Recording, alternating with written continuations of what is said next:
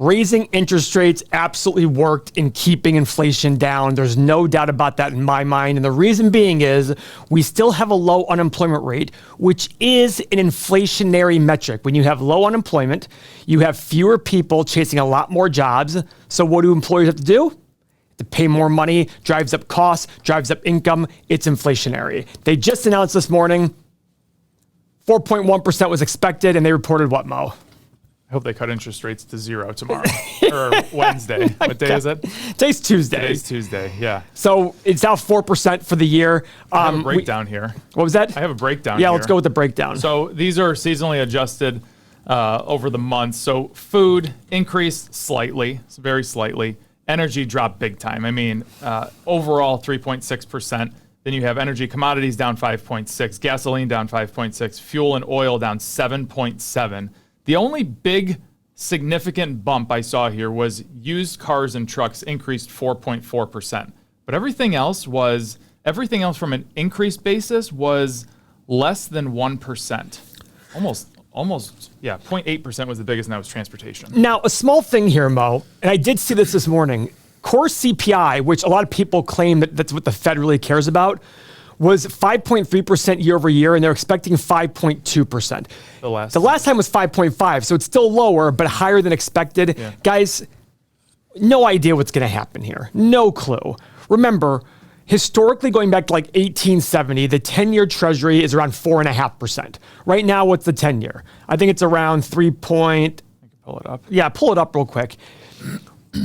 Interest rates are increased to get spending down, to keep inflation at bay. Remember that just because somebody makes more money doesn't mean they actually have more money.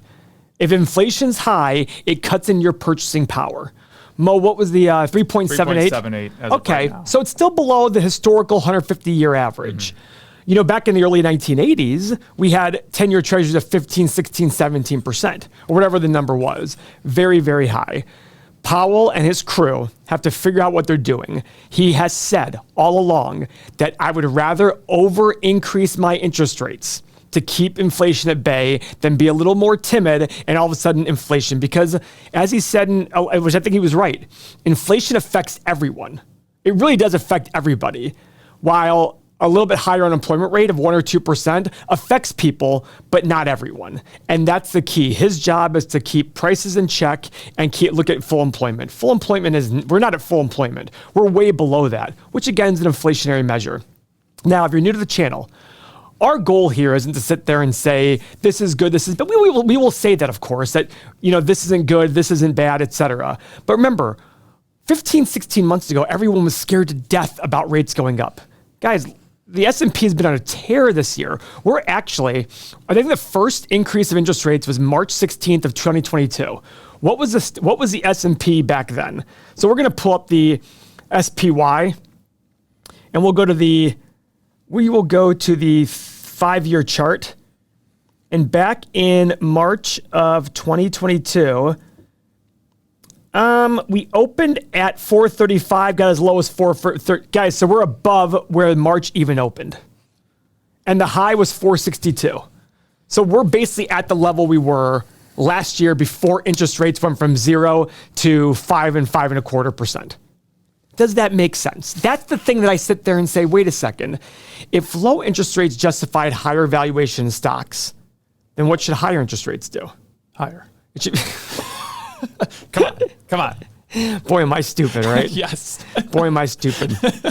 So guys, as a channel, our goal here is to teach a process, to teach a way of thinking.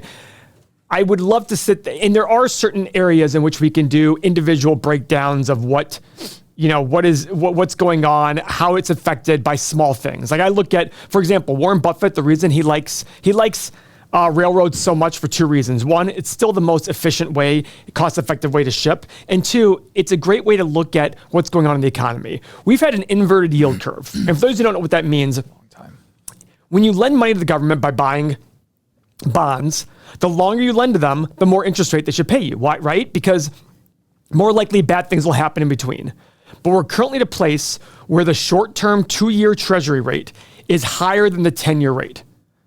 higher than the 10-year rate. That means people perceive more risk in the next 2 years than over the next 10 years. In history, that has caused a recession, I believe, 100% of the time or something crazy like that. What's the 2 year right now?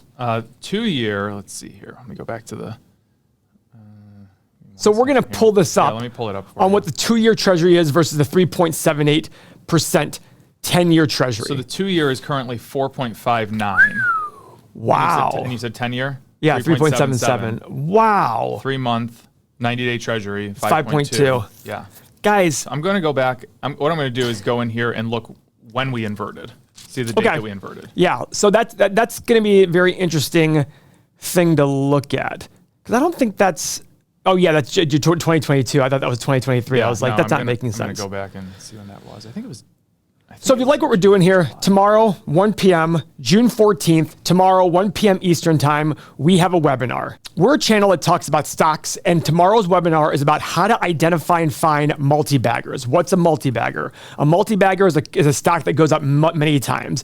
If you have a 10-bagger, it means it went up 10x. So you bought it at 5, went to 50 or whatever ratio. If you have a 100-bagger, which does exist, you went from 5 to 500. That's what we're here to talk about, because there is a process that we look at to find multi-baggers. It's very, very difficult. So all the more reason why, if you're interested in finding this, sign up for the webinar. It's free. Click the link below. Free webinar tomorrow, June 14th, 1 p.m. Eastern time.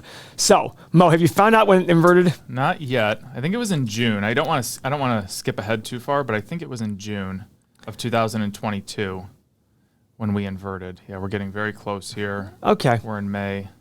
In the inversion, again, to repeat, it's basically saying we perceive more risk in the short. Because think about it. If you think something is riskier, you got to charge a higher interest rate. Right? So if the 2 year is higher than the 10 year, people are saying the next 2 years is going to be worse than the next 10 years overall. That's the whole idea behind inversion of interest rates. Did you find it? Yeah, it was July 6th. Oh. July 6th. George W. Bush's birthday. Yep. We broke even on the 5th. And that was my birthday. Yep, and the 6th we went. This is where we stand. Now let's look at the breakdown again of these to see what were the big jumps or what big drops were. Man, oil, it was energy. Yeah, all of energy. Yeah. All of energy. Look at the 12 months on energy, Mo. Wow. Overall down 11.7%, and look at these breakdowns in there. Look at gasoline down about 20, fuel oil down 37. Wow. Oh, all of energy was down 11.7, and this is the rest of energy. Yep, that's the breakdown of it, yep. That's the rest of energy. Wow. What was up a lot? Transportation services. Transportation, yeah. Okay. Shelter. Okay. Yeah. Food away from home, up 8.3%. Yeah. Now, we talked about core CPI. Core CPI is all these metrics less food and energy, because food and energy tend to be the most volatile. Okay. And so they want to throw out the volatility. Yeah. So they're trying to throw out the volatility because energy can literally change on a week-to-week basis, right? When you see oil, if oil prices went up 20% today, you're going to see it at the gas station. If you see oil prices drop 20%, you're going to see it at the gas station very, very quickly. So the core CPI was still over 5%, still higher than they expected it to be. So that might be something that the Fed looks at. I don't know. But again, Powell has said he would rather...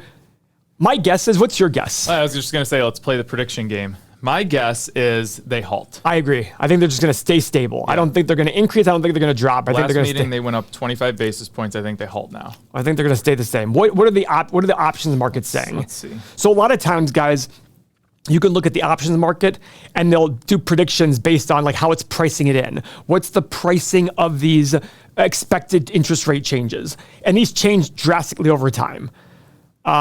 So that's the thing to look at a lot of times to determine. And again, I don't want you guys shouldn't be getting in and out of investments based on where interest rates are. This is why we talk about the long run. This is why you need to subscribe to our channel. We care about the long run. We care about looking at investments saying, does it make sense today for the next 10, 15, 20 years? Everyone says they're a long-term investor until they have short-term losses. That's why we're here trying to teach a method. We're trying to teach a process. Because the more you believe in the process, the more you understand the process, the less you'll fear lower prices. We love lower stock prices. Absolutely love them. To us, why would we want to pay more for an investment? We always joke and say, Literally, investments are the only thing in the world that we can think of where people brag about paying more. Brag about it. When you sit there and say, well, they don't really brag. Well, when they're buying more and more and talking about how well they're doing, they're bragging. We sit there and say, good God, look at how much these stocks have fallen. We're going to buy more. So there's a 97.6% chance prediction that we stay the same on Wednesday. Oh, wow. Yeah. 2.4% of people or whatever say that we're going to go up 25 basis points. So interesting.